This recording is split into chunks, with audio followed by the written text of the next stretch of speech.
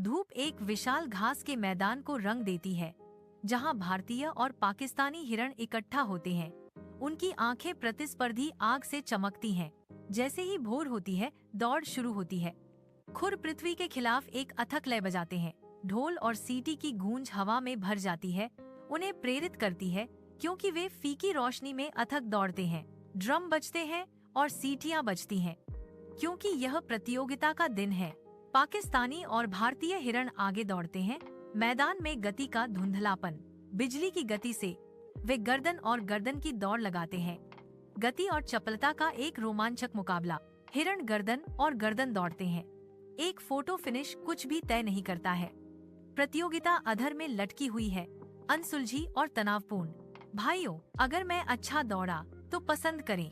पाकिस्तानी हिरण की अपील प्रत्याशा में गूंजती है। और अगर मैं सबसे अच्छा दौड़ा तो सदस्यता लेना सुनिश्चित करें। भारतीय हिरण की चुनौती भीड़ को भड़काती है।